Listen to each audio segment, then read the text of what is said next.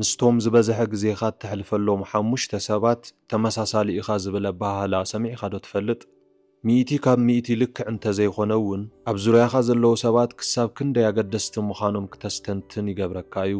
ግዜኻ እትህቦም ሰባት ሕጉስ ዝገብሩኻን ካባኻ ዝበለጸ ነገር እትረኽበሎምን ክኾኑ ስለ ዝግባእ ምስ መን ከም እትውዕል ክትመርጽ ኣለካ። እቶም ንህይወትኻ ዝፈታተኑን ግዜኻ ዘጥፍኡን ሰባት ብርግጽ ክትርሕቆም ይግባእ። ንሳቶም ድማ እዞም 9 ዓይነት ሰባት እዮም።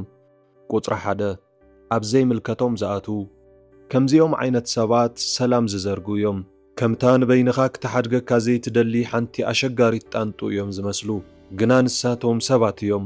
ንህይወትኻ ድማ ክዘርጉ ዓቕሚ ኣለዎም። ንሳቶም ኩሉ ግዜ ኣብ ኩሉ ነገር ሓሳብ ዘለዎም ይመስሉ። ኣብ ብሕታዊ ጉዳያትኻ ከኣቱ ዘይተሓተተ ምኽሪ ይህቡ። ብሓፈሻ ድማ ከምቲ ብማይክሮስኮፕ ትዕዘቦ ዘለኻ ኮይኑ ክስምዐካ ይገብሩ። እመነኒ ካብዞም ሰባት ምርሓቕ ዝበለጸ እዩ። ንህይወትኻ ኣጸጋሚ ነገር ጥራዮም ዘምጽኡ። ከምዚ ዓይነት ኣልታውነት መን የድልዮ? ኣነ ብርግጽ ኣይደልን። ቁጽሪ 2 ዕድል ዝጽበዩ ወይ መዝመዝቲ ንሳቶም ኩሉ ግዜ ንጥቕሞም ጥራዮም ዝጽበዩ፣ ንሰባት ክምዝምዙ ድማ ጸገም የብሎምን።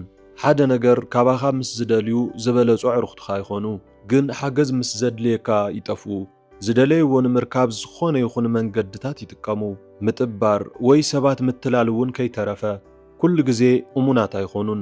ብሓቂ ድዮም ዝዛረቡ ዘለዉ ወይስ ንጥቕሞም ጥራይ ክትፈልጥ የጸግመካ እዩ። ምዞም ሰባት ምትሓሓዝ ኣየድልየካን።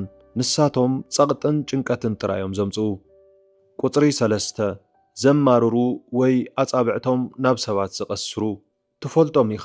ኩሉ ግዜ ጸገም ንምሕባር ቁልጡፋት እዮም፣ ግን መፍትሒ ይህቡን። ኩሉ ግዜ ንሰባት ተሓተቲ ክገብሩ ይፈትዉ። ምዞም ሰባት ምዃን ኣዝዩ ዘድክምን መርዛምን እዩ። ንዓኻ እውን ሒዞምካ ክወርዱ ይኽእሉ እዮም። ህይወት ኣዝያ ሓጻር ስለ ዝኾነት ግዜኻ ይተጥፍእ። ስለዚ ካብዞም መርዛማት ሰባት ርሓቕ። ቁጽሪ 4 ኩሉ ዝፈልጡ ዝመስሎም ካብ ኩሉ ሰብ ዝያዳ ዝፈልጡ ዝመስሎም እዮም። ክትዛረብ ከለኻ ቋሪጾም ክሳብ ክንደይ ተጋጊኻ ከም ዘለኻ ዝሕቡርኻ እዮም። ንሳቶም ፍልጠቶም ከርእዩ ይፈትዉ።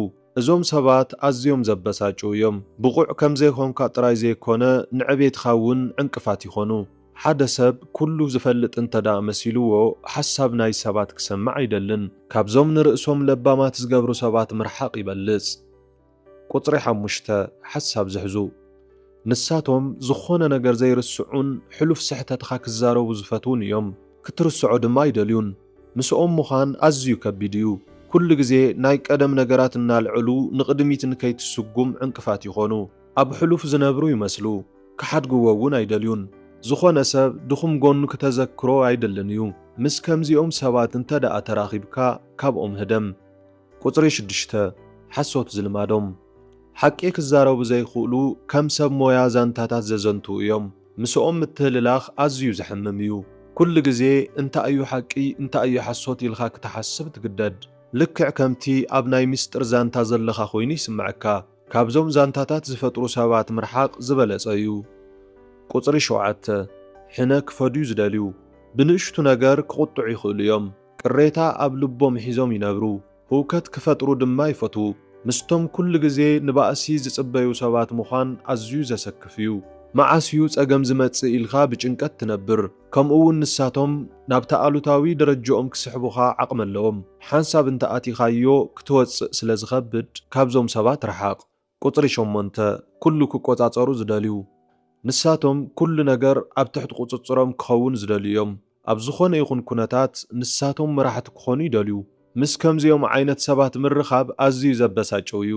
ኩሉ ግዜ ነገራት ክቆጻጸሩ ስለ ዝደልዩ ንዓኻ እሙን ወይ ዓቕሚ ዘለካ ኮይኑ ንከይስምዐካ ይገብሩ። ለውጥታት ንምቕባል ድማ ይኸብዶም እዩ።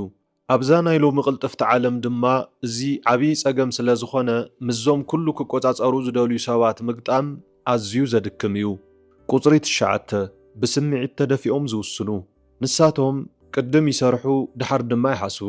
ውጽኢቱ ከይሓሰቡ ናብ ሓደ ነገር ዝኣትዉ እዮም። ድሓር ድማ ስለምንታይ ነገራት ተበላሽዮም ኢሎም ይግረሙ። ምስኦም ክትዛረብ ይኸብድ እዩ። ኣብቲ ግዜ እቲ ስለ ዝኾኑ ካልእ ሓሳባት ክሰምዑ ኣይደልዩን። እዚ ድማ ሓቢርኻ ንምስራሕ ይኸብድ እዩ። ስለ ዝኾነ ኣነ ምስቶም ለባማትን ዘስተውዕሉን ሰባት ክኸውን እየ ዝመርጽ። ብሓፈሻ እዞም 9 ዓይነት ሰባት ንርእስኻ ልብኻን ህይወትኻን ክዘርጉ ይኽእሉ እዮም ከምቲ ዝኾነ ኣሉታዊ ነገር ካብ ዝኾነ ኩነታት ስሒቦም ዘምጽኡን ሕማቕ ከም ዝስምዓካ ዝገብሩን ሽርሕ ዘለዎም ይመስሉ ካብ ከምዚኦም ዓይነት ሰባት ዓርስኻ ንምክልኻል ርሕቐትኻ ክትሕሉ ይግባእ ነዚ ቪድዮ እንተደኣ ፈቲኹምዎ ላይክ ንዕሩኽትኹም እውን ሼር ግበርዎ ንተመሳሰልቲ ቪድዮታት ድማ ሰብስክራይብ ግበሩ ናይ ደወል ምልክት ምጥዋቕ ኣይትረስዑ ነመስግን